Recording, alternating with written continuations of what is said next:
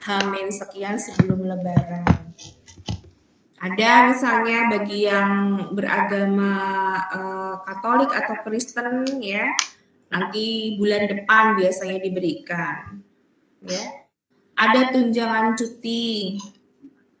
Itu adalah contoh dari tunjangan yang sifatnya tidak rutin. Nah, juga ada pembayaran lain dengan nama dan dalam bentuk apapun sehubungan dengan pekerjaan atau jabatan, jasa dan kegiatan yang dilakukan oleh orang pribadi subjek pajak dalam negeri. Jadi, kalau kita bicara penghasilan sebenarnya tidak melulu hanya uang. Karena penghasilan itu bisa saja diberikan dalam bentuk selain uang. Ya. Contoh kalau itu berupa natura atau sebuah kenikmatan yang diberikan oleh perusahaan kepada karyawannya. Ya. Atau mungkin kalau saya menerjemahkan ya dengan bahasa yang mungkin bisa dipahami adalah fasilitas yang diberikan oleh perusahaan kepada karyawan. Ya. Seperti misalnya ada rumah dinas, ada mobil dinas, ya. Kemudian ada fasilitas makan siang. Tidak dapat tunjangan makan tetapi dapat fasilitas misalnya ransum di siang hari, ya. Atau mungkin biaya pengobatan tidak diberikan dalam bentuk uang, tapi perusahaan menyediakan semacam klinik kesehatan untuk karyawannya. Ya, dan masih banyak contoh yang lain. Nah, itu kalau kita bicara tentang PPh pasal 21. Nah, PPh pasal 26 sama, tetapi di sini dilakukan oleh subjek pajak luar negeri. Ya. Nah, sekarang sebelum kita masuk ke pembahasan yang berikutnya atau yang lain, apa sih perbedaan antara PPh pasal 21 dengan PPh pasal 26? Perbedaan yang pertama adalah kalau kita melihat dari subjek pajaknya. Ya. Bahwa PPh pasal 21 ya, subjek pajaknya tadi ya, seperti yang di slide ini, subjek pajak dalam negeri. Atau yang disebut dengan wajib pajak dalam negeri. Nah, siapa subjek pajak dalam negeri? Orang pribadi yang dimaksud dengan subjek pajak dalam negeri di sini, orang, ya, sebentar. Orang yang dia berada di Indonesia lebih dari 183 hari. Ya. Atau lebih dari 6 bulan. Nah, kalau Anda yang ada di kelas ini berarti semuanya ya subjek pajak dalam negeri. Tapi bisa juga orang asing yang berada di Indonesia menjadi subjek pajak dalam negeri ketika dia berada di Indonesia lebih dari 183 hari. Seperti misalnya contoh ya, di Batam itu kan ada PLTU, ya. Di PLTU itu kan banyak orang asing yang berada di sana. Nah, mereka yang berada di sana baik itu sebagai tenaga ahli ataupun yang lainnya, itu misalnya dikontrak oleh PLTU, ya misalnya lebih dari 183 hari, misalnya dalam waktu 1 atau 2 tahun deh, ya. Maka orang asing itu bisa nanti diajukan statusnya sebagai subjek pajak dalam negeri. Tapi kalau seandainya dia berada di Indonesia kurang dari 183 hari atau kurang dari 6 bulan, misalnya hanya 2 bulan atau mungkin 1 minggu, ya, maka nanti dia itu disebut dengan subjek pajak luar negeri atau wajib pajak luar negeri. Ya, itu perbedaan yang pertama. Jadi perbedaan yang pertama antara PPh pasal 21 dan pasal 26 itu adalah dilihat dari subjek pajaknya. Ya. Jadi kalau PPh 21 SPDN, subjek pajak dalam negeri, kalau pasal 26 itu SPLN, ya, subjek pajak luar negeri. Nah, sekarang perbedaan berikutnya apa? Yang kedua adalah sumber penghasilannya. Di PPh pasal 21 berlaku bahwa sumber penghasilan itu ya bagi wajib pajak orang pribadi kalau pasal 21 worldwide income bisa berasal dari Indonesia maupun dari luar Indonesia. Ya. Sedangkan kalau PPh pasal 26 bahwa sumber penghasilannya atau asal penghasilannya hanya dari Indonesia. Orang asing itu berada di Indonesia dan mendapatkan penghasilan dari Indonesia saja. Ya, itu kalau pasal 26. Perbedaan yang ketiga adalah dasar pengenaan pajaknya. Untuk penghitungan PPh pasal 21, ya, dasar pengenaan pajaknya itu adalah perkiraan penghasilan neto. Ya. Sedangkan untuk ya, perhitungan PPh pasal 26, dasar pengenaan pajaknya adalah penghasilan bruto. Ya. Kalau ada orang asing tadi, dia berada di Indonesia misalnya dalam waktu 3 bulan, dapat honor dari perusahaan yang mempekerjakan dia, sebut saja misalnya dapat 100 juta. Ya, bruto. Maka 100 juta itu dikalikan dengan tarif yang berlaku untuk PPh pasal 26, yaitu 20%. Ya. Berarti 20 juta. 20 juta itu dipotongkan atas penghasilan orang asing tadi. Nah, sedangkan PPh pasal 21 itu dari perkiraan penghasilan neto. Nanti formula atau rumusnya akan saya berikan pada slide yang berikutnya. Kemudian perbedaan yang berikutnya lagi adalah tarif. Tarif yang berlaku untuk penghitungan PPh pasal 21 itu adalah menggunakan tarif umum pasal 17 ya, yang 5%, 15%, 25% dan 30%. Yang pada pembahasan sebelumnya sudah saya sampaikan ya. Di slide yang sebelumnya itu sudah ada.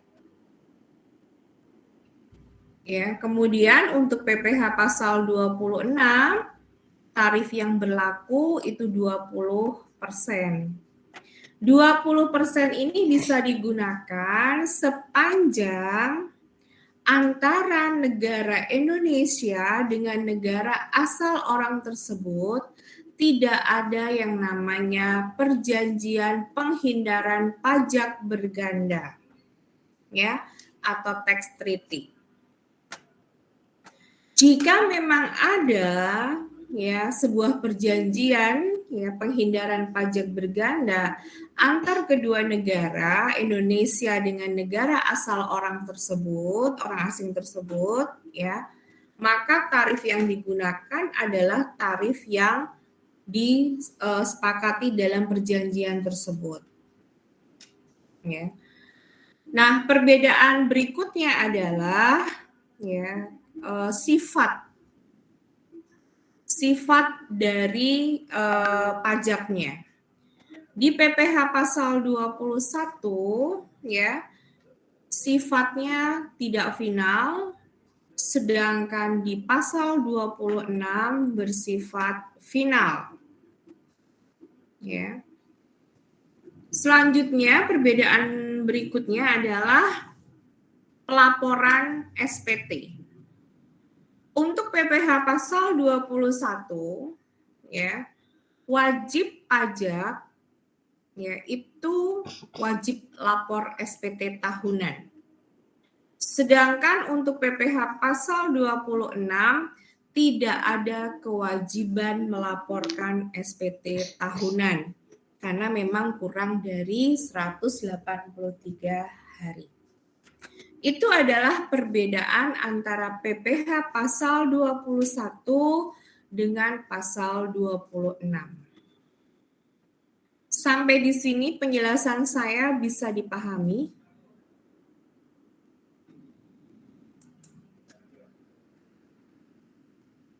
Halo? Penjelasan saya bisa dipahami? Bisa, Bu. Bisa, Bu.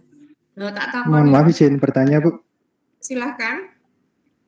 Ya, Bu, yang pasal 21 terkait SPTN itu kan persyaratannya orang yang berada di negara selama 183 hari atau selama 6 bulan, Ibu.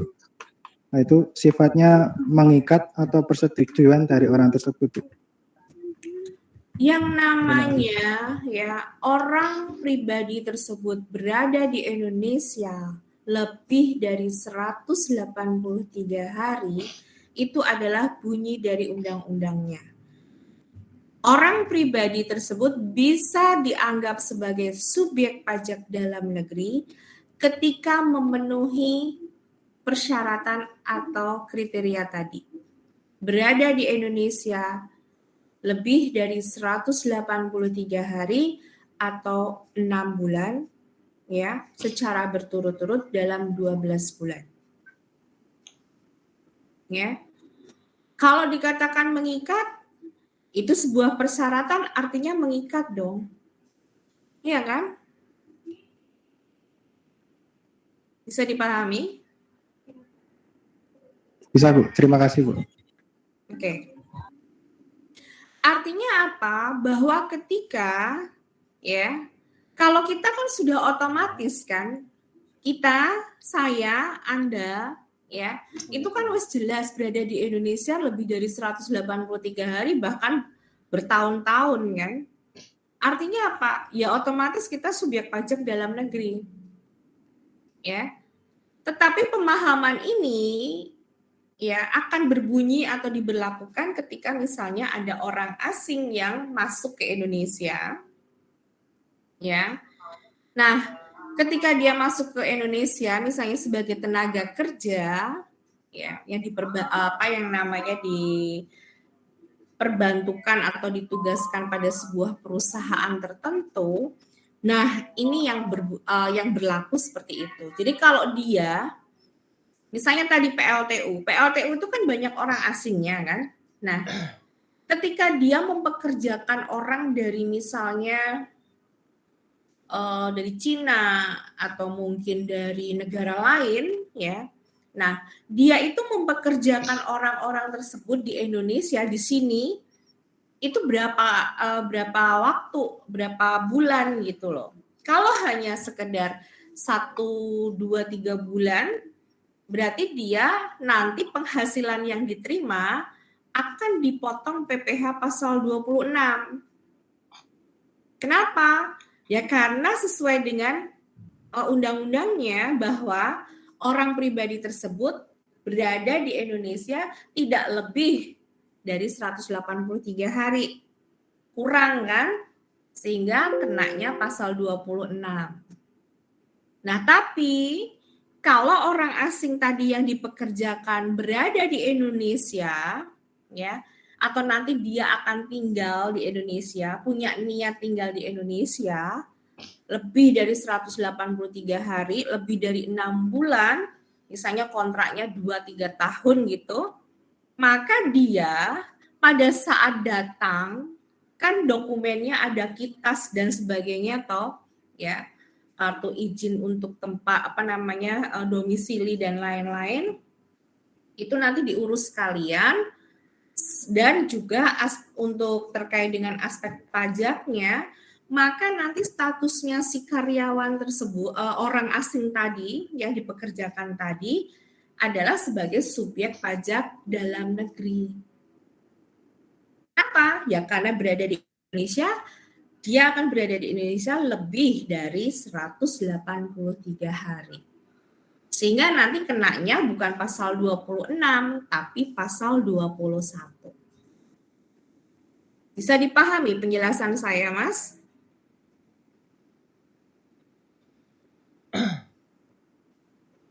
Halo? Bisa dipahami penjelasan saya? Bisa, Bu. Terima kasih, Bu. Oke, baik. Saya lanjutkan ya. Yang berikutnya adalah pemotong PPh pasal 21. Yang dimaksud dengan pemotong PPh pasal 21 adalah pihak ya yang memotong penghasilan kita. Jadi biasanya adalah yang mereka itu yang memberikan penghasilan kepada karyawan atau tenaga kerja, atau kalau kita statusnya sebagai karyawan ya memberikan penghasilan ke kita. Contoh misalnya saya karyawan di Unikal, ya. Nah, pemotong PPh pasal 21-nya saya ya Unikal sebagai pemberi kerja saya, ya. Kalau Anda misalnya bekerja pada sebuah perusahaan X begitu, pemotong PPh pasal 21-nya siapa? Ya perusahaan X. Kalau instansi pemerintah, misalnya Pemda atau apa, ya mereka Pemda, tapi biasanya diatasnamakan bendaharawannya. Ya. Nah, sekarang kita lihat siapa saja pemotong pajak penghasilan. Yang pertama adalah tadi seperti sudah saya sebutkan, pemberi kerja. Ya, pemberi kerja di sini bisa orang pribadi dan badan, ya. Kemudian bisa juga cabang, kan ada toh kalau misalnya Anda bekerja pada sebuah bank misalnya, ya, Bank Mandiri misalnya, di Pekalongan itu kan cabangnya, ya, head office-nya misal di Jakarta. Atau bisa juga di kantor perwakilan atau unit, ya. Kemudian yang kedua, bendahara atau pemegang kas pemerintah. Ini yang tadi saya sampaikan bahwa kalau berkaitan dengan ASN, ya. Kemudian ada dana pensiun, contohnya adalah Taspen, ya. Kemudian Badan Penyelenggara Jaminan Sosial Tenaga Kerja atau BPJS Ketenagakerjaan, ya. Itu adalah memotong penghasilan atas apa? Kalau dana pensiun, ya berarti uang pensiun yang diterimakan bisa setiap bulan atau pada saat ya seorang pegawai atau karyawan tersebut purna tugas, ya, uang manfaat pensiun dan sebagainya. Nah, untuk BPJS Ketenagakerjaan, ya, biasanya karyawan itu kan kalau ini ikut di BPJS Ketenagakerjaan itu ada JHT, jaminan hari tua, dan atau tunjangan hari tua. Nah, ketika itu diberikan, ya, nanti akan dipotong PPh pasal 21. Kemudian orang pribadi yang melakukan kegiatan usaha, ya, misalnya sebut saja namanya Abdullah. Dia punya usaha konveksi jeans besar. Punya karyawan ada misalnya 100 orang. Ya. Nah, di bagian administrasi misalnya ada karyawannya dia yang penghasilannya misalnya 5 juta sebulan, misal, ya. Nah, maka kan sudah memenuhi persyaratan perundangan toh untuk dikenakan, maka si orang tadi, si Abdullah itu tadi sebagai orang pribadi yang melakukan kegiatan usaha wajib memotong PPh pasal 21 atas penghasilan karyawannya tersebut. Tapi ya syaratnya si Abdullahnya juga punya NPWP sendiri dulu gitu kan. Nggak bisa kalau dia nggak punya NPWP kemudian dia potong PPh orang atau karyawan dia, nggak bisa. Harus ber-NPWP dulu. Dan tentu saja usaha tersebut, usaha perorangan ya, itu juga sudah berbadan hukum. Kemudian penyelenggara kegiatan. Siapa yang dimaksud dengan penyelenggara kegiatan? Ya pihak yang melakukan aktivitas atau menyelenggarakan sebuah event, kegiatan, acara apapun. Contoh misalnya, ya, Unikal dalam rangka Dies Natalis misalnya nanti yang ke-41 mengadakan seminar internasional. Ya. Nah, di seminar internasional itu misalnya nanti akan mengundang pemateri baik itu dari dalam maupun dari luar negeri. Nah, kalau yang dari dalam negeri ya, nanti honor yang diberikan kepada pembicara atau pemateri itu akan dipotong PPh pasal 21. Sedangkan yang nanti pembicara atau pematerinya dari luar ya, dari luar negeri itu nanti akan dikenakan PPh pasal 26. Nah, siapa yang akan memotong? Ya Unikal. Unikal sebagai penyelenggara kegiatan. Ya. Atau misalnya Unikal mengadakan sebuah kompetisi ya. Misalnya desain batik khasnya Pekalongan misalnya, karena ada Fakultas Teknologi Batik ya. Nah, misalnya itu kemudian nanti dikompetisikan, ada yang menang, dapat hadiah. Nah, nanti hadiahnya itu akan dipotong PPh pasal 21. Oleh siapa? Ya oleh Unikal sebagai penyelenggara kegiatan. Ya. Itu ilustrasinya.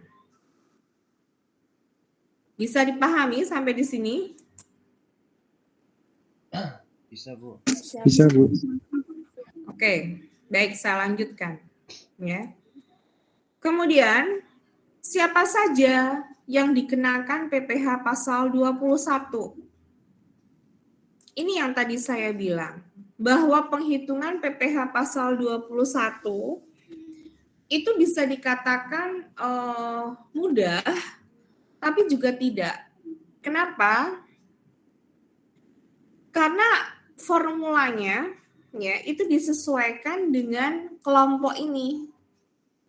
Menghitung PPh pasal 21 untuk pegawai, terutama pegawai tetap, dengan yang bukan pegawai itu beda. Ya. Dengan peserta kegiatan juga beda. Jadi di sini kita anggap bagi menjadi 6 kelompok deh, ya. Nah, siapa saja? Yang pertama adalah pegawai. Pegawai di sini yang dimaksud adalah pegawai tetap pada sebuah perusahaan, ya, atau mungkin instansi pemerintah. Kemudian yang kedua adalah penerima uang pesangon. Ya. Kalau orang atau karyawan di PHK ya atau mungkin keluar karena sesuatu hal dan di situ dalam perjanjiannya memang akan terima uang pesangon, maka akan diberikan itu pensiun dini misalnya ya. Itu nanti akan dipotong PPh pasal 21. Ya. Jadi penerima uang pesangon, kemudian pensiun atau uang manfaat pensiun, ya, THT tunjangan hari tua, CHT itu jaminan hari tua, termasuk di sini adalah ahli warisnya. Kan bisa saja nih, ya misalnya pensiun, biasanya ya mudah-mudahan sih nggak semua. Karyawan kalau sudah masuk masa pensiun biasanya kan agak-agak gimana gitu ya. Nah, ternyata begitu misalnya pensiun per tanggal, biasanya kan tanggal ulang tahun ya, tanggal misalnya 15 Agustus, ya. Kemudian tanggal 17 meninggal misalnya. Sementara uang manfaat pensiunnya belum dia terima misalnya, masih diurus lah ya. Ternyata sudah meninggal duluan. Maka yang menerima kan si ahli waris toh, tetap dikenakan PPh pasal 21. Ya. Kemudian yang berikutnya adalah bukan pegawai. Siapa yang dimaksud dengan bukan pegawai di sini? Saya berikan contoh misalnya pemagang. Ya. Di sebuah perusahaan kadang kan ada orang magang ya. Dia bukan pegawai perusahaan tersebut. Kemudian siapa lagi? Calon pegawai. Calon pegawai itu bukan belum masuk ya, belum masuk sebagai pegawai. Karena belum diangkat. Ya. Kemudian misalnya mungkin ada di antara Anda yang menjadi distributor multi-level marketing. Ya. Misalnya apa sih yang sekarang lagi ini MCI ya. Nah, itu kan MLM toh. Nah, Anda distributornya. Tapi Anda bukan karyawan atau bukan pegawai perusahaan MCI, bukan. Anda hanya sebagai distributor. Yang Anda terima bukan gaji, apa? Komisi. Ya kan? Ketika Anda bisa menjual produk itu, Anda dapat komisi sekian persen. Itu contoh dari yang bukan pegawai ya. Kemudian peserta kegiatan. Peserta kegiatan ini ya contohnya bisa peserta lomba ya. Kalau di Pemda misalnya adalah peserta diklat dapat uang saku ya. Itu contohnya. Nah, kemudian ada mantan pegawai. Siapa yang dimaksud dengan mantan pegawai di sini? Mantan pegawai itu ya karyawan yang bisa sudah purna, ya, purna tugas, pensiun maksudnya, atau bisa juga dia keluar. Tapi masih ada hak, ya. Dia masih mempunyai hak dalam perusahaan tersebut. Jadi masih ada penghasilan yang belum dikeluarkan. Contohnya apa? Biasanya bonus ya atau jasa produksi. Kalau di BUMN, BUMD itu kan istilahnya jasa produksi. Kalau di perusahaan swasta biasanya itu namanya istilahnya bonus. Nah, biasanya bonus atau jasa produksi itu kan dikeluarkan oleh perusahaan itu di pertengahan tahun berikutnya. Nah, sementara karyawan tersebut misalnya dia metu ya atau pensiun itu pada tahun pajak berjalan, misalnya ini tahun 2021 ya, misalnya bulan inilah. Nah, ketika saya keluar kan berarti saya mantan loh. Tapi saya masih punya hak atas penghasilan yang masih belum dibagikan. Yang nanti dibagikan di tahun 2022 misalnya di bulan Juli. Ya. Nah, ketika nanti saya dapat bonus atau mungkin jasa produksi tadi, itu nanti akan dipotong PPh pasal 21. Saya statusnya sebagai mantan gitu loh. Ya. Nah, kemudian yang berikutnya, penerima penghasilan berikutnya yang dipotong PPh pasal 21 adalah anggota Dewan Komisaris atau pengawas yang tidak merangkap sebagai pegawai. Ya. Kalau anggota Dewan Komisaris atau pengawas sebuah perusahaan, dia itu merangkap sebagai pegawai tetap, maka perhitungannya nanti masuk ke kelompok yang pegawai. Karena dia terima gaji.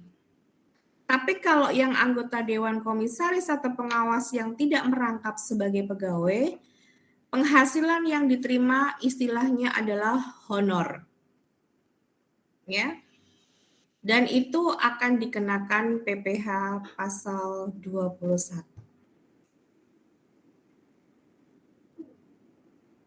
Oke.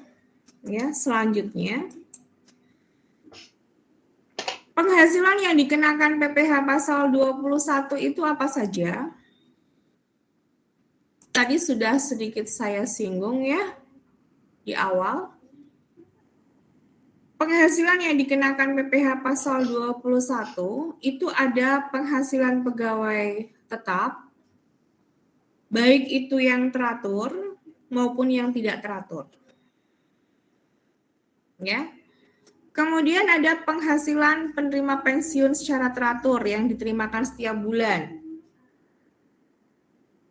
Kemudian ada uang pesangon,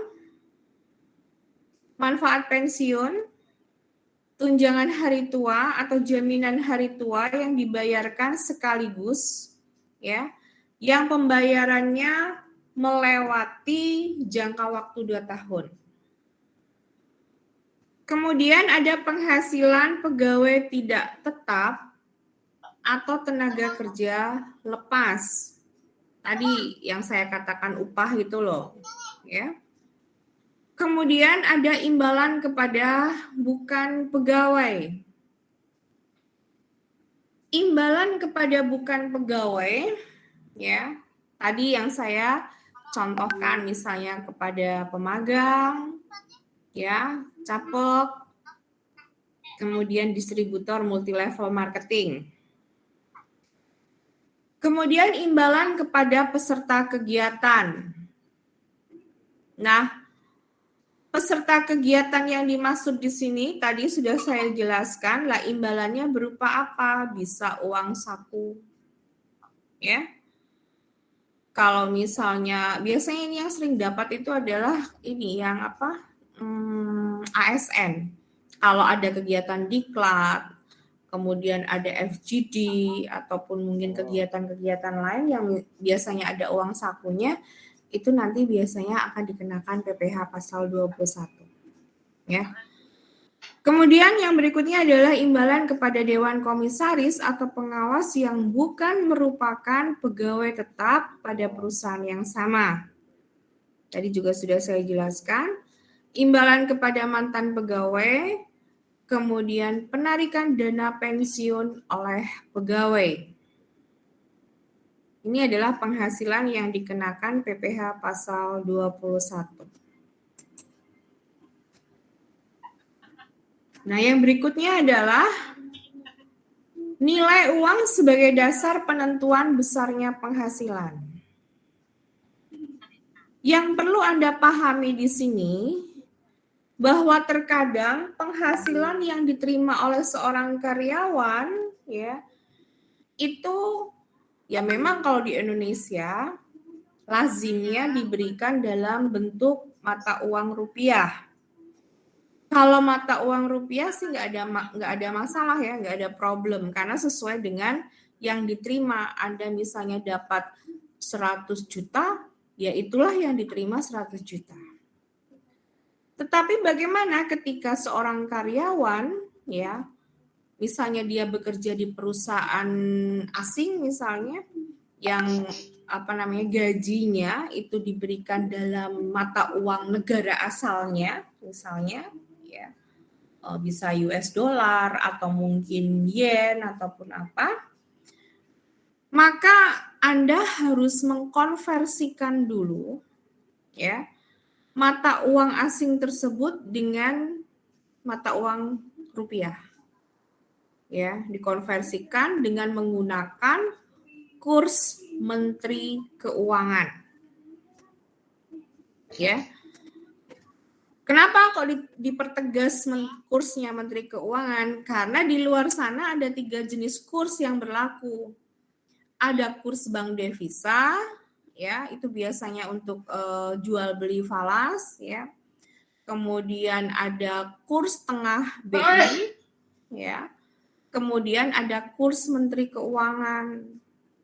Kalau Anda mau ngitung pajak, kurs yang Anda gunakan itu adalah kurs Menteri Keuangan.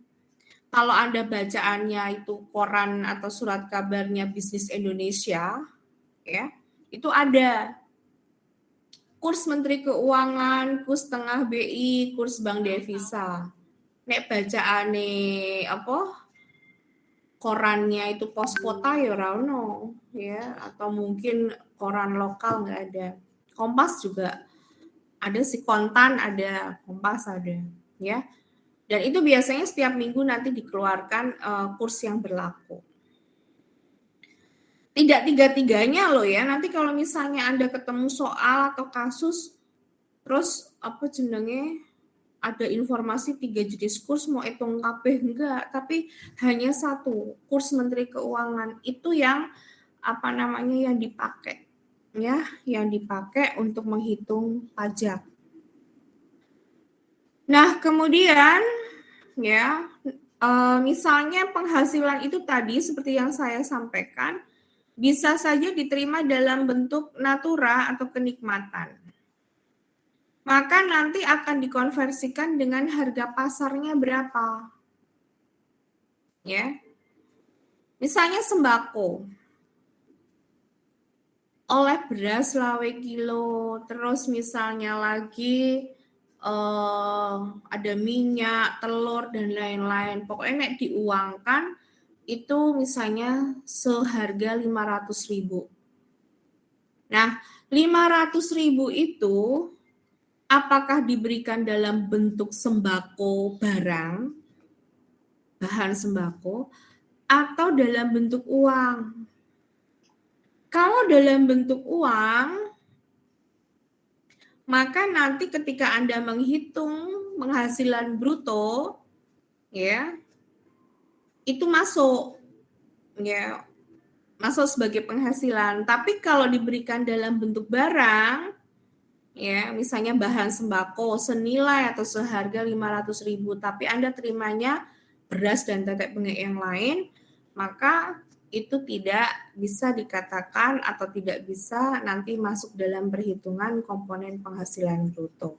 Kecuali perusahaan yang memberikan adalah perusahaan yang dikenakan PPh final, seperti misalnya perusahaan jasa konstruksi. Ya. Nah, kemudian apa saja penghasilan yang tidak dikenakan PPh pasal 21?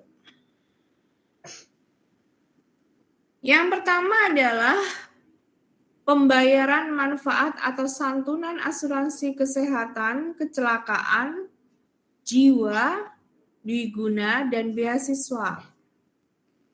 Apapun jenis asuransi, ya, ketika diajukan atau Anda mengajukan klaim insurance, ya, ketika uangnya itu cair, maka itu tidak menjadi objek pengenaan PPh pasal 21. Ya. Nah, yang kedua adalah zakat atau sumbangan wajib keagamaan dari badan atau lembaga yang dibentuk atau disahkan oleh pemerintah. Ya. Nah, kemudian yang berikutnya adalah beasiswa. Nah, ini yang harus saya pertegas atau perjelas lagi. Beasiswa yang tidak dikenakan PPh pasal 21 itu adalah beasiswa yang memang diberikan secara cuma-cuma. Artinya bahwa ketika sebuah perusahaan misalnya memberikan beasiswa kepada misalnya Munaroh, ya, sampai selesai di sekolah kita tekan rampung misalnya, maka ya si Munaroh itu nanti kalau sudah lulus nggak harus kerja di perusahaan tadi yang membiayai gitu ya, maka itu dianggap sebagai bukan merupakan objek dari PPh pasal 21. Tapi kalau perusahaan itu memberikan beasiswa tapi punya tendensi, kowe tak sekolah ke tak bayari tekan rampung, tapi nek wis lulus kowe nyambut gawe ning perusahaan. maka beasiswa yang diberikan itu menjadi objek dari PPh pasal 21 karena apa? Dianggap atau asumsinya itu sebagai penghasilan yang diberikan kepada calon pegawai. Paham ya? Sampai di sini perbedaannya. Jadi kalau yang tidak dikenakan itu adalah yang pure, murni, tidak ada tendensi apapun, hanya cuma-cuma. Ya. Kemudian yang berikutnya adalah natura atau kenikmatan dari wajib pajak atau pemerintah. Ya, ini kalau yang diberikan oleh pemerintah ya memang tidak dikenakan.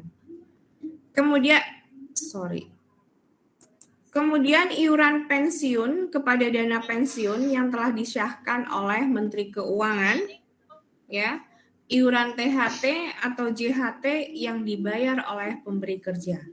Itu juga tidak menjadi objek dari PPh pasal 21. Ya. Ini biasanya nanti kalau di dalam soal kan ada iuran pensiun, iuran THT, JHT yang dibayar perusahaan atau pemberi kerja langsung nanti kepada dana pensiun atau BPJS Ketenagakerjaan. Itu enggak, kita abaikan itu. Ya, karena enggak menjadi objek. Yang kita jadikan, yang kita perhatikan adalah yang dikeluarkan sendiri atau yang dibayar sendiri oleh si karyawan atau pegawai tersebut. Yang biasanya nanti sekian persen atau sekitar 2% dari gaji pokoknya.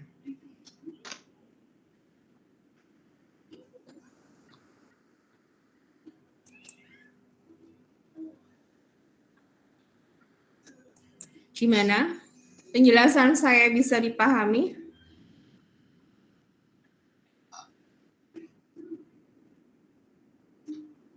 Bisa, Bu. Ada pertanyaan sebelum saya lanjutkan ke tata cara perhitungan?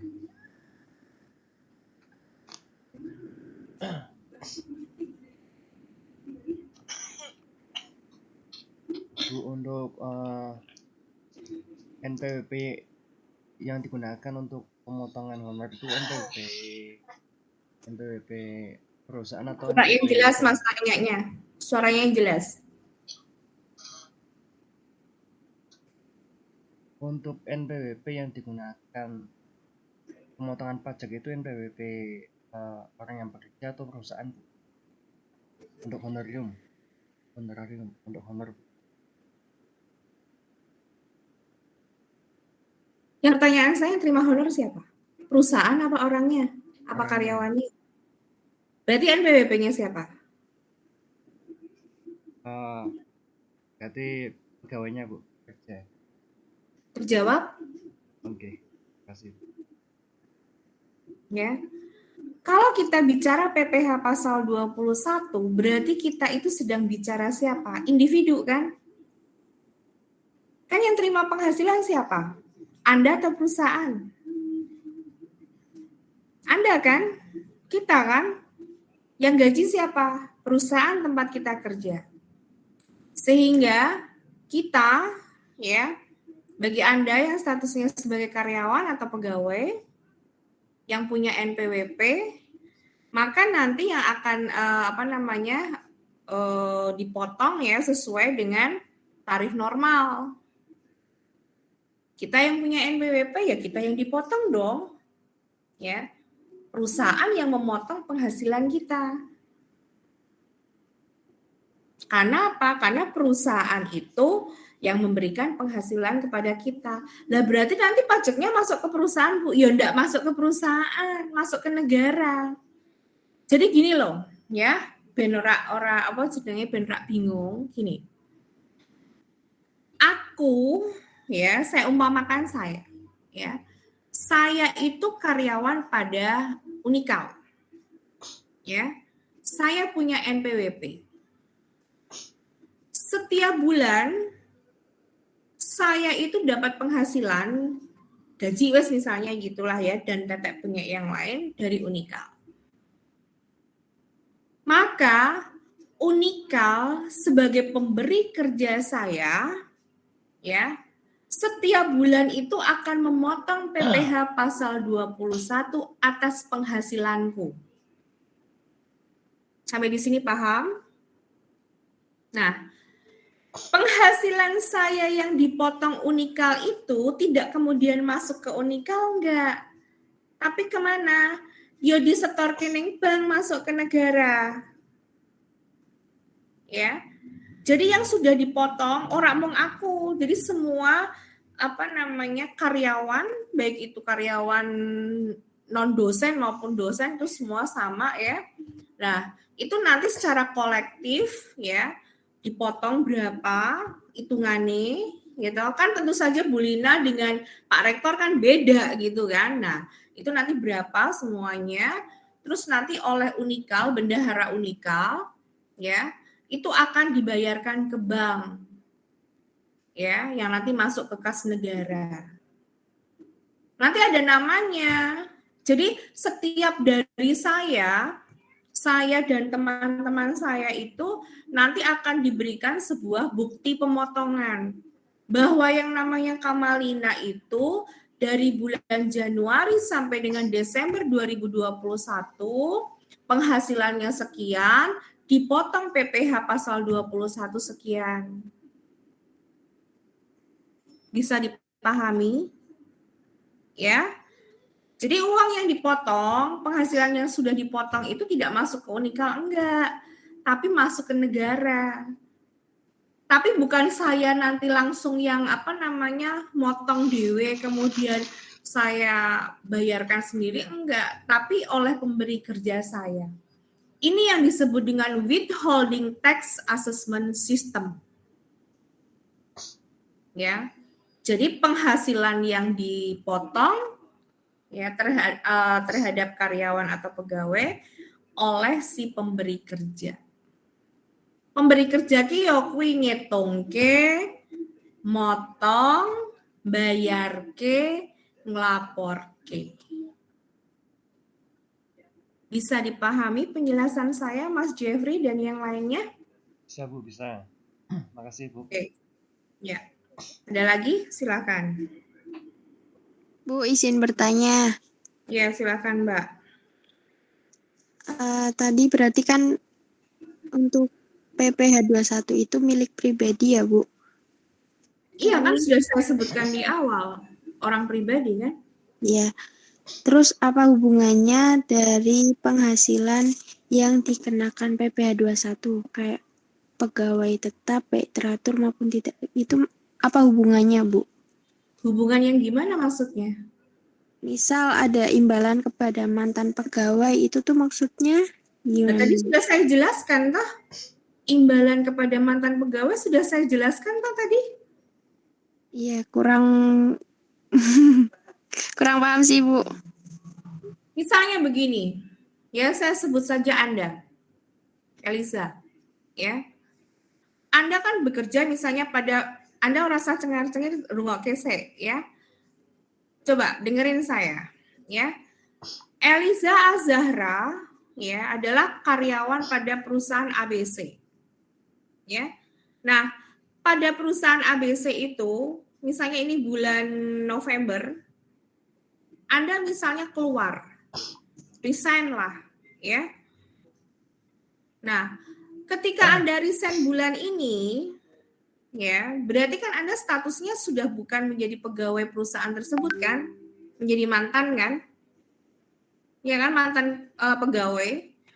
Iya, Bu. Tapi Anda itu masih punya hak atas penghasilan yang belum dibagikan oleh perusahaan. Seperti apa? Bonus. Misalnya saya contohkan itu biasanya bonus, ya. Atau kalau di BUMN, BUMD itu jasa produksi. Bukan gaji loh ya. Nah, bonus atau tadi jasa produksi itu kan biasanya dibagikan di tahun depan. Nah, ketika itu dibagikan, ya, Anda kan masih dapat nih. Anda dapat itu jatah jasprot atau bonus itu dapat. Tapi kan statusmu wes ora pegawai toh, mantan pegawai. Itu loh yang dimaksud. Jadi mantan pegawai itu adalah orang yang sudah tidak bekerja lagi pada perusahaan tersebut. Tapi dia masih punya hak atas penghasilan yang belum dibagikan oleh perusahaan. Paham?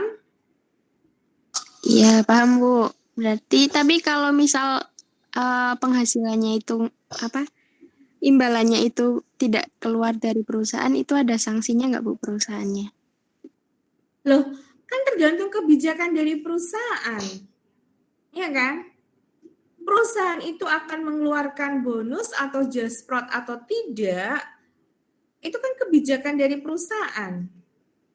Lah aturannya seperti apa? Kalau misalnya bonus ya, sebuah perusahaan yang misalnya dia mempunyai suatu keuntungan, kemudian dia punya kebijakan bahwa nanti karyawan yang misalnya memiliki prestasi ya, ataupun apa akan diberikan bonus, reward ya, atau mungkin juga remunerasi ya. Istilahnya kan macam-macam, atau mungkin jasprot. Itu kan bagian dari sebuah keuntungan perusahaan. Lah arep dibagi ke semua karyawan dan mantan karyawan atau enggak, itu kan tergantung kebijakannya. Ya, sepanjang tidak menyalahi aturan pemerintah, ya, aturan undang-undang ketenagakerjaan, ya nggak masalah. Yang bermasalah itu kan ketika tidak memenuhi ya sebuah kewajiban perusahaan kepada karyawannya. Nah, kalau bonus itu kan kembali lagi ke kebijakan. Ada yang mungkin tidak dibagikan, ya. Tidak dibagikan bukan berarti mendolimi karyawannya, bukan, tetapi untuk tabungan masa depan. Kan ada yang seperti itu. Tidak dibagikan kepada karyawannya, tapi misalnya setiap karyawan nanti ada misal dibukakan rekening ya, yang nanti bonus itu masuk ke situ. Itu kan tergantung kembali lagi masing-masing perusahaan itu punya kebijakan yang berbeda-beda. Ya, itu. Terus yang tadi Anda tanyakan apa, hubungan apa maksudnya?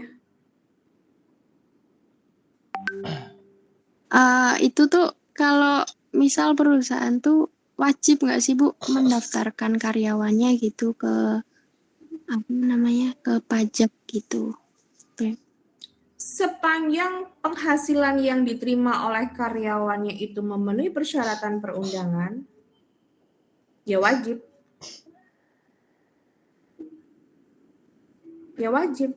Bahkan sekarang konyolnya lagi adalah perusahaan nggak mau ribet ya, perusahaan nggak mau ribet, kemudian dia itu minta ya calon karyawan sebelum diterima itu sudah punya NPWP.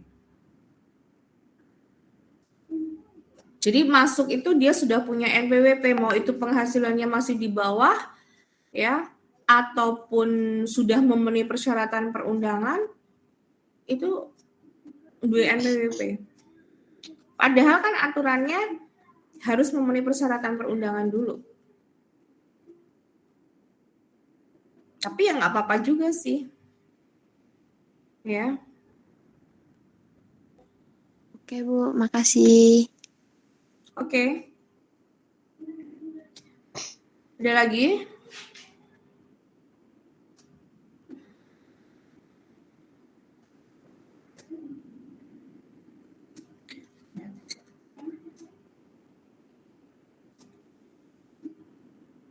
Silakan, sebelum saya lanjutkan.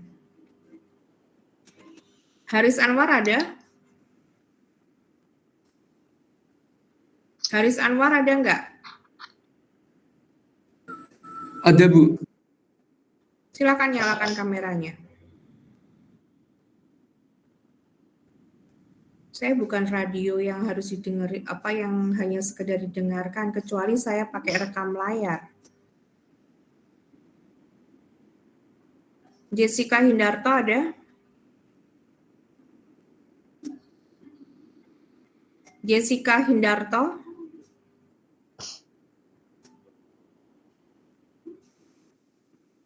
Jessica Hindarto ada nggak?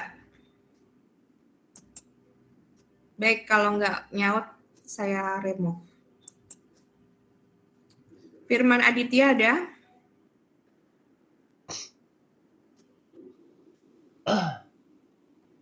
Firman Aditya dengar suara saya?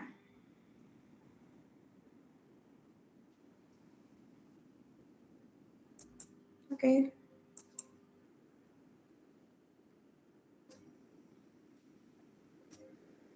Afrahul Huda ada? Ada Bu. Silakan nyalakan kameranya. Bukan nyalakan. Ini saya login pakai 2 email, yang satu di laptop, yang satu di HP. Anda pakai 2 device? Iya, pakai 2 device. Elisa juga pakai 2 device? Iya Bu, satunya HP. Oke. Salsabila Firdaus ada? Nadifa Aura? Ada nggak? Nadifa Aura?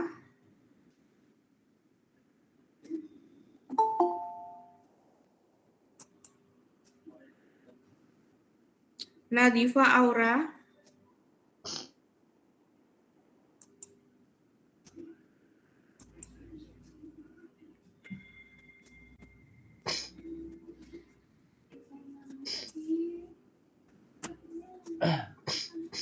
Saya mencoba atau ingin mengajak Anda ya untuk belajar menghargai orang lain ketika diajak berbicara. Ya. Nggak bermaksud apa-apa, hanya itu, menghargai orang yang sedang berbicara dengan memperhatikan. Ya. Itu salah satu sebuah penghargaan Anda aja sih. Bu, dosen lain nggak wajib untuk menyalakan kameranya, bodo amat dengan dosen lain. Saya memposisikan diri saya sebagai mahasiswa, itu juga sama. Saya on cam selama saya kuliah.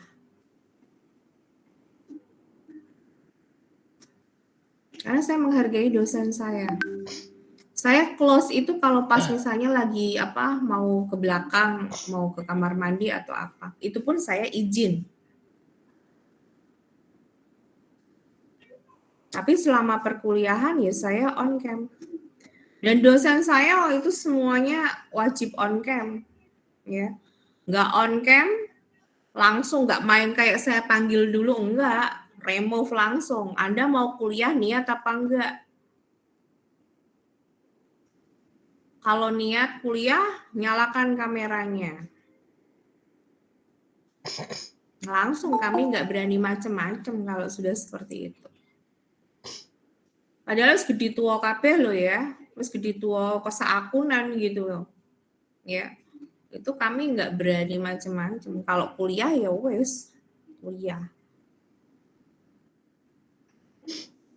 Karena apa? Sering kali kalau model-model yang tatap maya seperti ini ya, itu tadi di ghosting gitu kan, dianggap radio bodol ya, sakmunimus kasarannya ngono, tinggal lungo, tinggal turu, tinggal leye-leye, tinggal jalan-jalan, tinggal makan dan sebagainya.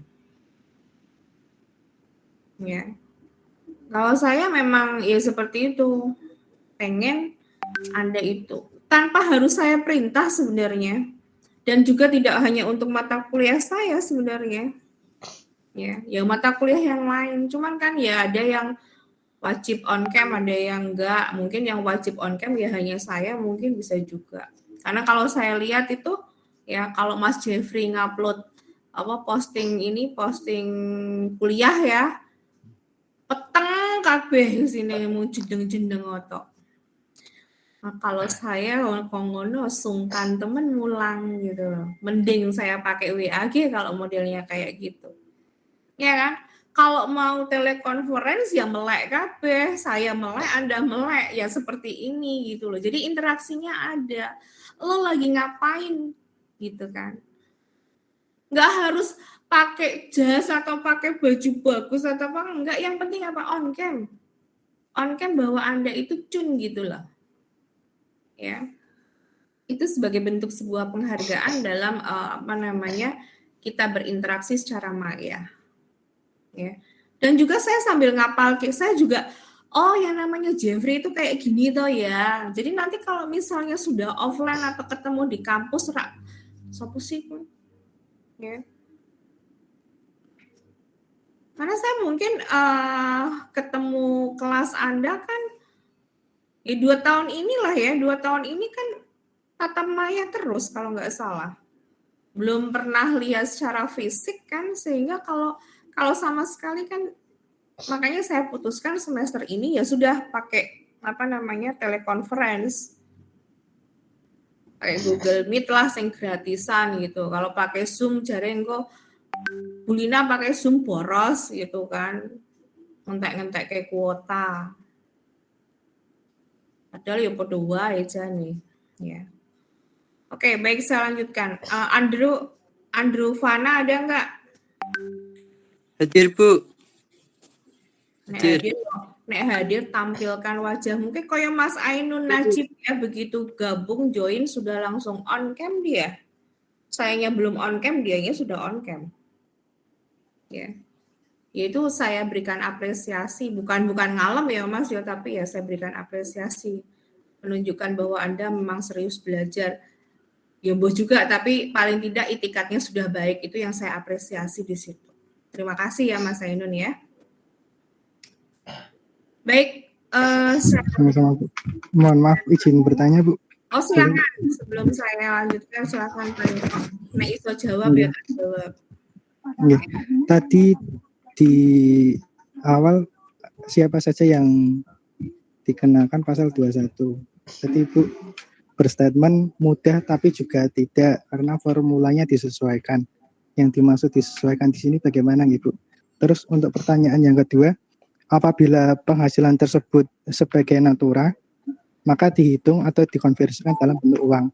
Nah itu misal saya dapat hadiah mobil nih Bu, nah itu kan dipotong pajak pasti. Nah itu untuk ongkos kirimnya juga diakumulasikan untuk diakumulasikan terhadap pajak atau beda perhitungan Bu. Terima kasih. Oke, baik. Terima kasih Mas. Tadi yang pertanyaan pertama ya, disesuaikan di sini artinya bahwa perhitungan PPh pasal 21 untuk pegawai tetap, untuk yang bukan pegawai, untuk yang dia hanya menerima uang pesangon, uang manfaat pensiun, dan 6 kelompok tadi loh ya. Di slide berapa itu tadi ya? Kan ada 6 kelompok itu formulanya beda-beda.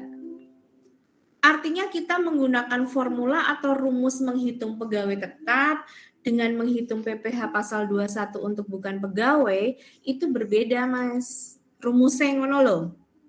Sehingga tadi saya katakan itu disesuaikan dengan apa? Yang nerima siapa? Gitu loh. Ya? Paham? Paham Bu? Paham. Oke. Kemudian yang kedua, natura. Tadi di awal sudah saya sampaikan bahwa penghasilan yang diterima oleh seorang karyawan atau pegawai itu belum tentu semuanya berupa uang. Ya. Nek uang tah cetha gitu ya. Tapi kalau bagaimana kalau dia menerimanya dalam bentuk lain? Bentuk lain itu misalnya natura. Natura ki apa toh? Kenikmatan. Nek bingung ngerti kenikmatan, saya artikan lagi. Fasilitas yang diberikan oleh perusahaan kepada karyawannya. Ya. Contohnya apa? Seorang karyawan diberi fasilitas rumah dinas, mes, tahu ya? Rumah dinas, mes, kemudian misalnya ada mobil dinas, kasih makan siang, ya, itu natura. Terus nek loro, misalnya berobat ke klinik perusahaan, jadi perusahaan itu punya klinik lah, misal, itu natura. Nah kalau terimanya dalam bentuk yang itu, ya, Dapat misalnya mobil dinas, dapat rumah dinas, dapat makan siang, senilai berapa, tapi dikasihnya ke kita sebagai karyawan itu bentuknya itu barang, maka itu tidak dihitung menjadi komponen penghasilan bruto, enggak.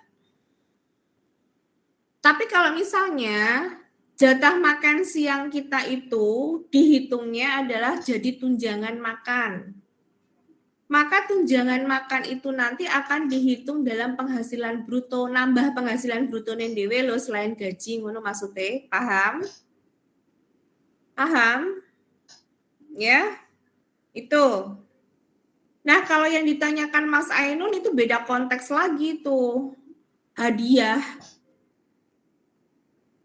Kalau hadiah, kita dapat hadiah, ya, bingung mana, beda kayak ini. Hadiah itu bisa saja, ya, dikenakan berbeda aspek PPh-nya. Hadiah bisa saja dikenakan aspek PPh pasal 21, ya. Contohnya, Ainun pegawai pada sebuah perusahaan A. Ya. Ainun adalah pegawai yang punya prestasi, ya.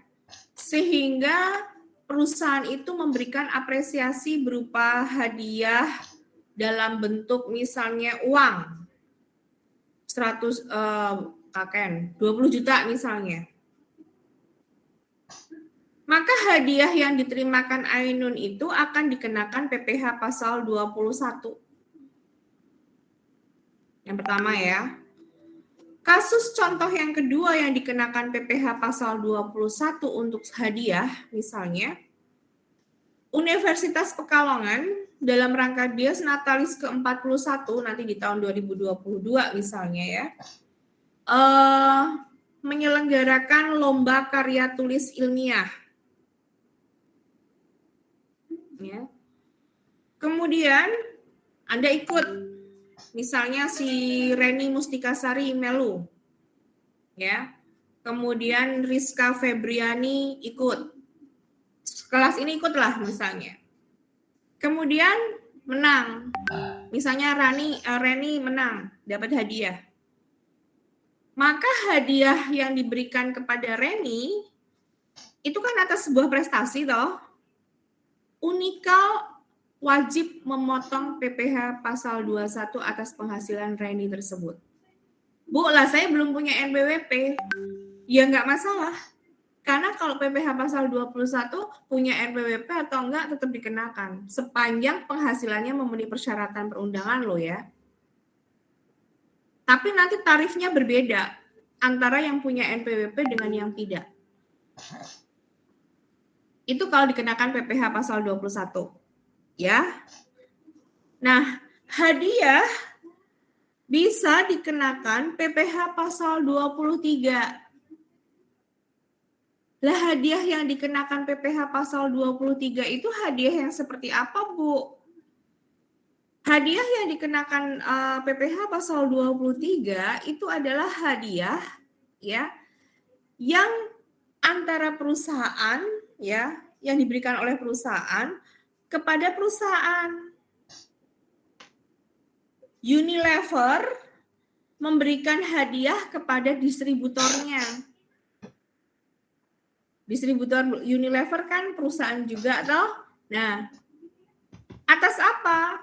Atas prestasi dari distributornya itu. Misalnya target penjualan dalam 3 bulan terakhir bagus. Bahkan misalnya keuntungannya bisa berlipat. Itu kan sebuah prestasi. Unilever memberikan hadiah kepada si distributor PT XYZ itu tadi misalnya.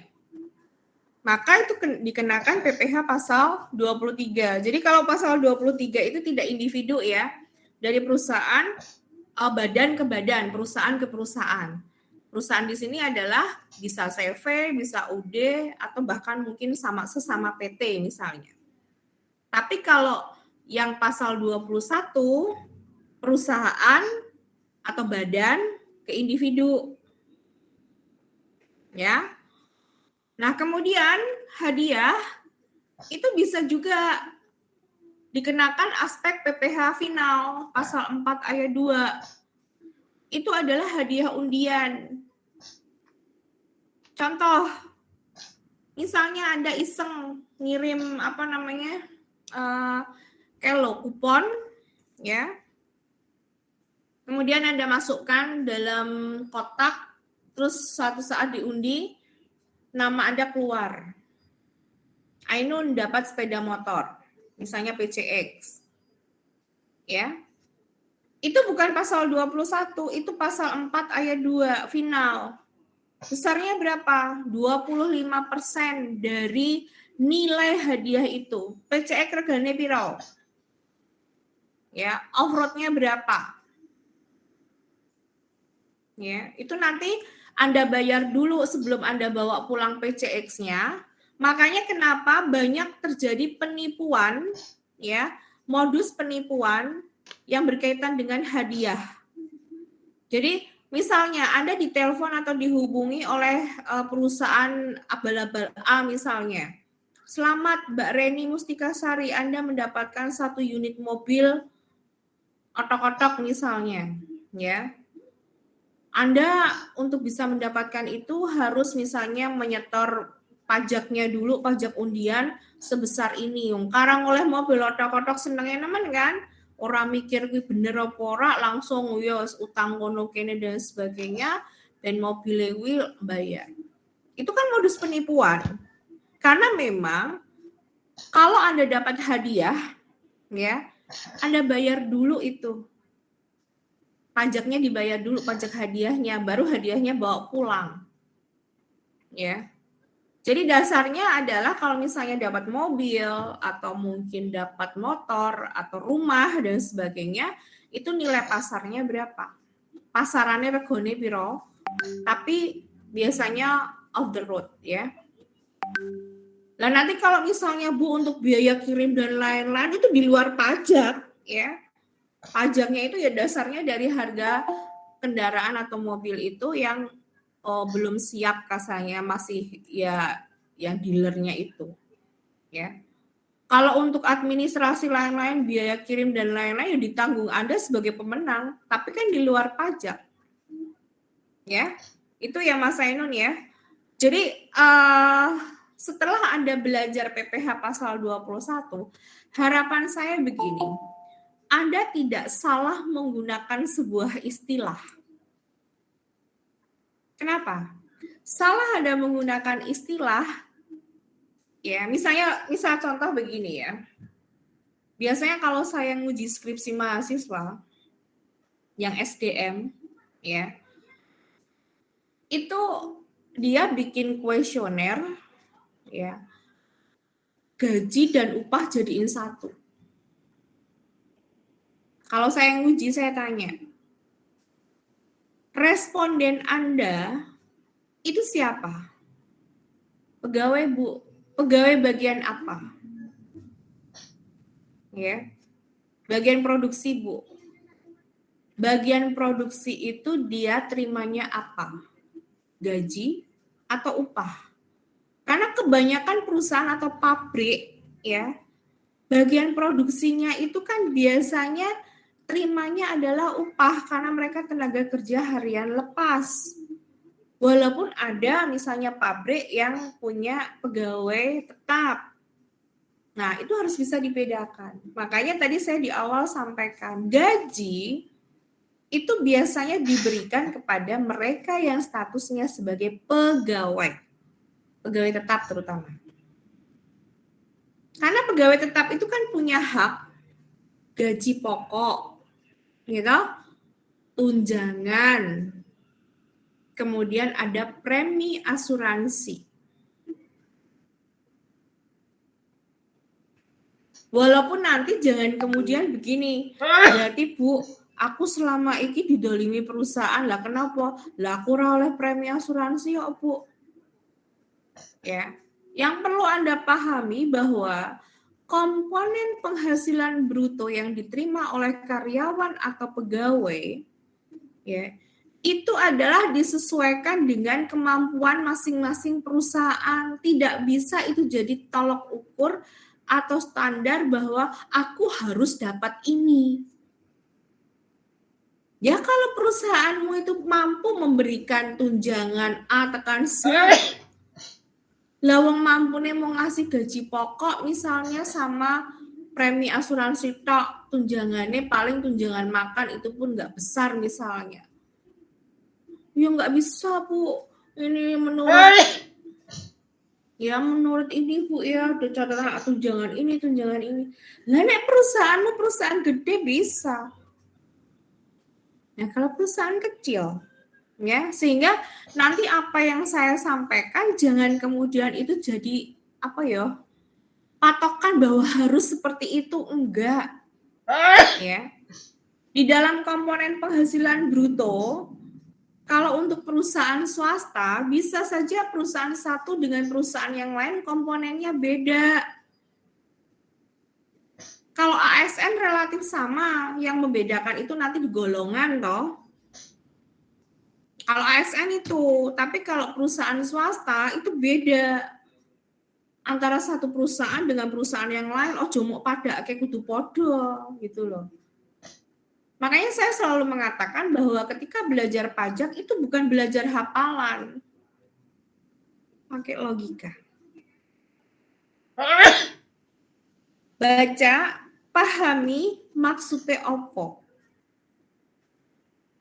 Kalau Anda menghafal modelnya nggak jadi. Mesti ramudeng. Gitu loh. Ya. Makanya saya selalu mengatakan baca, pahami. Orang nggak dermimil yang dimaksud dengan BBM orang main nih kalau ya. Nah, sekarang sebelum saya akhiri saya akan sampaikan dulu ya tata cara perhitungan PPh pasal 21 untuk pegawai tetap. Pegawai tetap dulu ya. Yang urgent, paling tidak Anda menguasai ini saja saya sudah senang kok. Karena angel gitu loh, ya.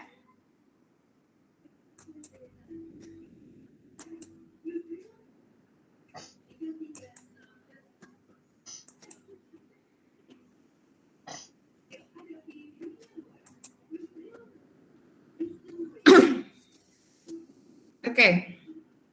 Ya. Kita coba ya untuk penghitungan PPh pasal 21. Ini adalah formulanya. Ya. Formulanya ini kebalik ya, harusnya yang ini yang kanan ke kiri, kiri ke kanan, tapi nggak apa-apa. Saya mulai dari yang ada tulisan bagi pegawai tetap ya. Oke. Nah, kalau saya bilang formula maksudnya rumus ya. Ini adalah rumus untuk menghitung PPh pasal 21 bagi pegawai tetap. Nah, apa saja yang harus kita lakukan?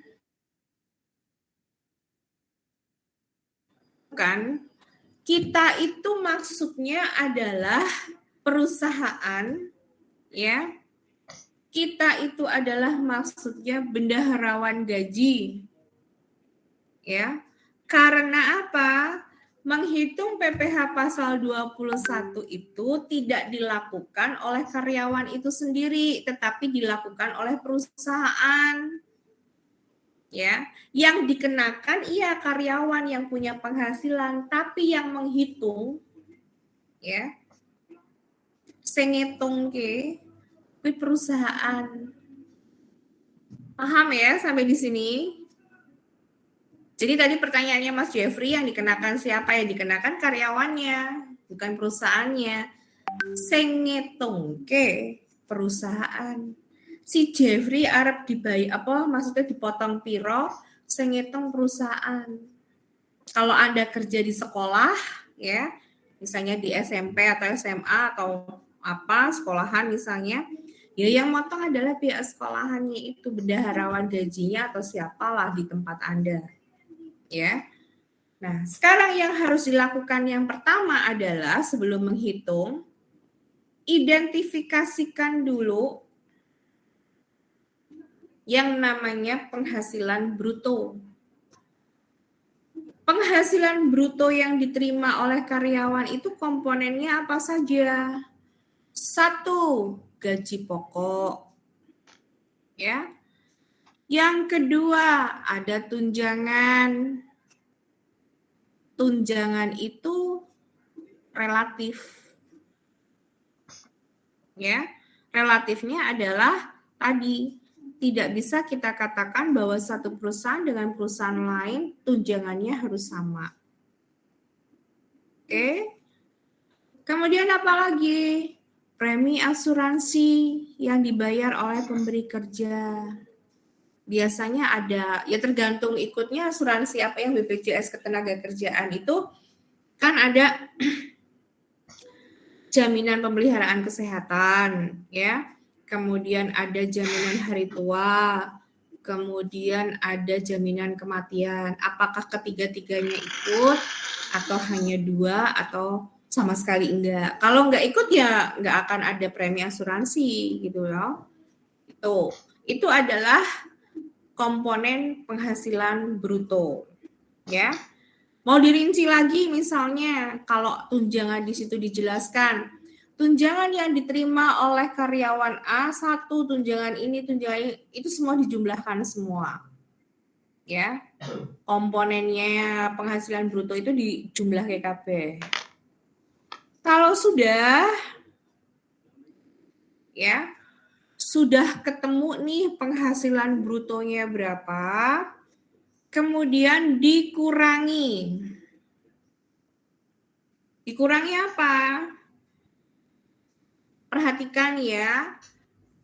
Yang pertama itu adalah dikurangi dengan biaya jabatan yang besarnya 5% dari penghasilan bruto. Tadi penghasilan bruto sudah Anda jumlahkan semua, ketemunya berapa, ya. Kemudian nanti dikurangi dengan biaya jabatan. Nah, biaya jabatan di sini ada besar prosentasenya, yaitu berapa? 5% dari total penghasilan brutonya. Ya. Nah, tapi hati-hati bahwa 5% dari penghasilan bruto ini ya harus dilihat. Ada batasan maksimalnya setiap bulan itu adalah 500.000. Ya, atau setahun 6 juta. Kalau Anda hitung 5% dari penghasilan bruto, misalnya ketemu angkanya 505.000. Ya, 500.000, ya, keluwihan 5.000 misalnya. Maka yang Anda jadikan sebagai pengurang di sini adalah 500.000-nya. Lah 5.000-nya abaikan. Tapi kalau 5% dari penghasilan bruto ketemu angkanya 499.999 masih bisa dipakai sebagai pengurang. Ya, jadi ada batasan maksimal. Itu yang pertama harus Anda perhatikan. Kemudian biaya jabatan itu muncul, ya. Hukumnya wajib ketika Anda menghitung PPh pasal 21 untuk pegawai tetap. Ya. Jadi ini adalah rumus yang sudah melekat. Nggak ada itu tersirat atau tersurat ya, secara eksplisit muncul di soal, nggak ada. Tetapi ketika Anda menghitung PPh 21 untuk pegawai tetap, maka pengurang yang wajib harus ada itu adalah biaya jabatan 5% dari penghasilan bruto. Ya, itu. Nah, kemudian pengurang yang berikutnya apa? Iuran pensiun, THT atau JHT yang dibayar sendiri. Ya, yang dibayar sendiri oleh siapa? Oleh karyawan. Berapa persen dari gaji pokoknya? Tapi ini kondisional. Artinya apa? Bahwa lah perusahaan itu ngikutkan karyawan itu ke dana pensiun, ke BPJS Ketenagakerjaan enggak? Kalau enggak ya enggak ada muncul ini. Ya kalau enggak muncul ya enggak usah dicari-cari, memang enggak ada gitu kan. Tapi kalau ada ya pasti akan muncul di dalam informasi soal yang Anda temui nanti. Ya. Nah, kalau sudah bruto ya, kemudian dikurangi tadi biaya jabatan, dan jika ada iuran pensiun, iuran THT, JHT, maka ketemu yang namanya penghasilan neto. Ya. Nah, penghasilan neto misalnya masih dalam 1 bulan, maka Anda harus mengalihkan ya dengan 12 untuk menghasilkan penghasilan neto setahun, ya, kalikan 12. Kalau sudah ya, maka Anda harus mengurangkan dengan yang namanya penghasilan tidak kena pajak atau PTKP. Status PTKP karyawan tersebut apa dan jumlahnya berapa? Ya, misalnya K1 misalnya ya K1 berapa ditulis sebagai pengurang penghasilan neto. Ya. Kalau sudah penghasilan neto dikurangi dengan PTKP, maka akan ketemu angka yang namanya penghasilan kena pajak. Ya. Nah, penghasilan kena pajak itu nanti Anda harus lihat apakah angkanya bulat dalam bentuk ribuan penuh, ya. Maksudnya adalah 3 digit di belakang itu 000 atau ada gerimpilan angka, misalnya 3 digit di belakang itu 750, 500 atau 550 atau berapa, maka Anda harus bulatkan dulu ke bawah hingga ribuan penuh. Misalnya ketemu angka net dikurangi dengan PTKP, ya, ketemunya 1.570.500, misalnya 575, ya, 600 rupiah. Maka Anda harus bulatkan ke bawah hingga ribuan penuh, 1.575.000. Yang 600-nya jadi 1.000. Ya, cara gampangnya memahami seperti itu, baru kalikan dengan tarifnya. Tapi kalau sudah dalam bentuk ribuan penuh ya nggak usah dibulatkan lagi gitu loh. Ya. Itu. Nah, kalau saya yakin kalau Anda hanya ngawang, ya ngawang dalam artian hanya cuman mendengarkan penjelasan saya, ya nggak paham memang. Makanya nanti saya sebentar lagi akan share untuk latihan yang bisa Anda kerjakan, yang kemudian nanti bisa dicoba. Ya, saya berikan latihan yang paling dasar dulu. Sebentar.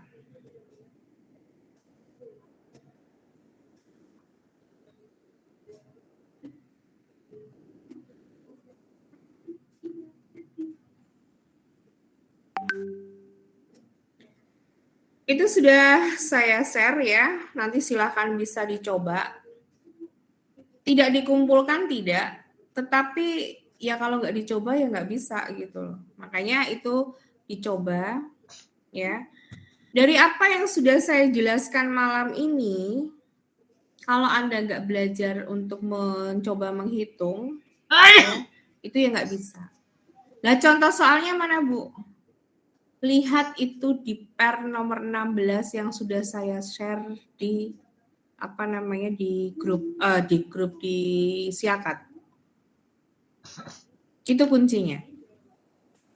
Kunci Anda bisa mengerjakan atau tidak dengan membaca itu. Nek mong Anda mendengarkan penjelasan saya percuma. Contoh soal ada di situ semua dengan berbagai macam permasalahan dari PPh pasal 21.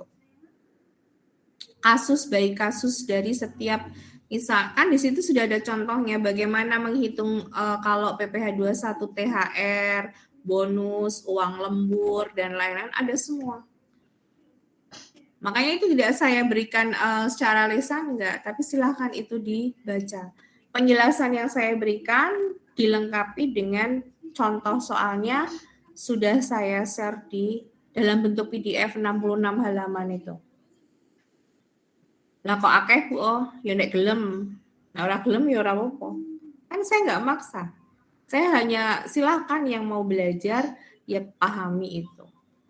Nah, kalau misalnya ada yang belum jelas, ya nanti kalau pada saat kita masuk silakan bisa ditanya. Ya. Silakan kalau ada pertanyaan sebelum saya akhiri.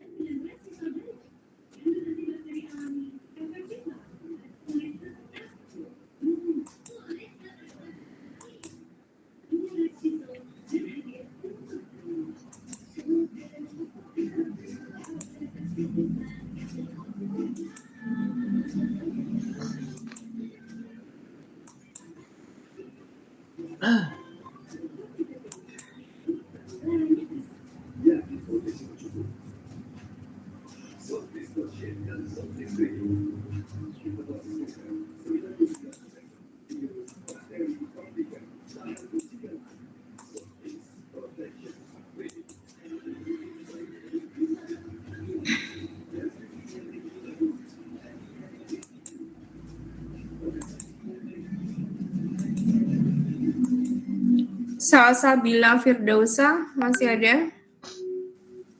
Hadir, Bu. Rani Mustikasari, Hadir, Bu. Aklul Qudsi, Hadir, Bu. Puput Novita, Hadir, Bu. Jessica Farasaldena, Hadir, Bu. Nindita Puspa, Hadir, Bu. Nurlaili Fitriani, Hadir, Bu. Ratna Alfianingrum, Hadir, Bu. Firman Aditya Nugraha,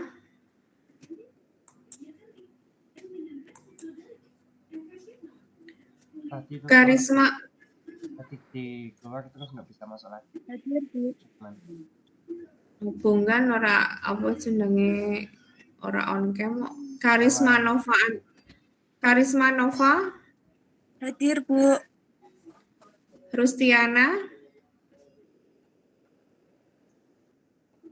Rustiana, Hadir, Bu. Yundi Alfaisa,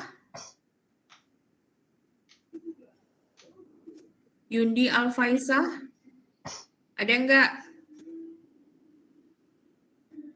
Hadir, Bu.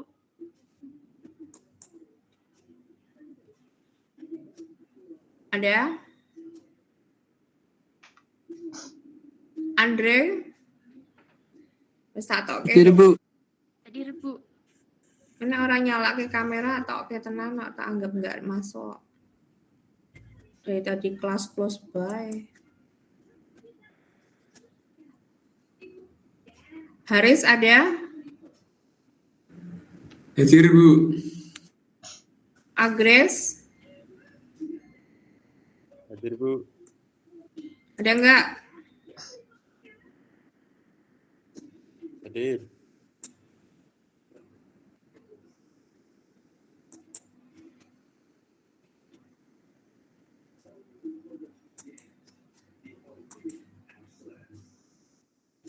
Rizky Dwi Yuniarti ada? Hadir, Bu. Rizky Febriani Wulandari? Rizka hadir, Bu. Oh sorry, Rizka. Wahila? Hadir, Bu. Afrohul Huda? Hadir, Bu.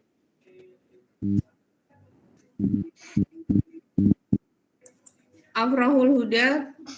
Ada nggak? Ada. Ke mic-mu nang apa sih? Berdengung.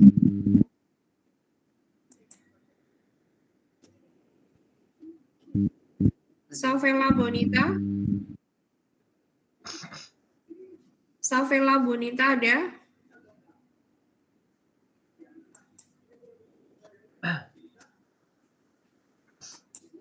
Oke, nggak ada.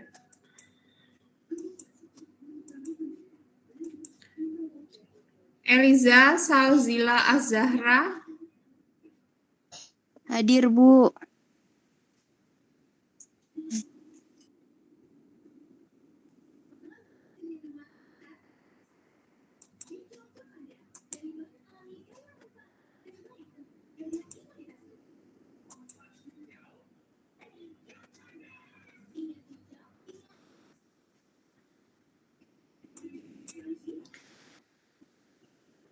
Baik ya, untuk malam hari ini saya rasa cukup sekian dulu ya. Silakan tadi seperti yang saya bilang bahwa Anda bisa baca yang untuk pernya, per nomor 16 ya, yang salinan itu. Contoh soalnya ada di situ semua ya. Silakan dibaca, dipahami. Kemudian apa yang tadi barusan saya jelaskan sebagai pengantar mudah-mudahan bisa diterima atau bisa jelas untuk Anda pahami bersama ya. Baik, saya rasa cukup sekian dulu untuk kuliah malam hari ini. Terima kasih ya. Wassalamualaikum warahmatullahi wabarakatuh. Waalaikumsalam Waalaikumsalam. Terima kasih, Bu. Yes. Waalaikumsalam warahmatullahi wabarakatuh. Terima kasih, Bu. Terima kasih, Bu. Sama-sama, Mas.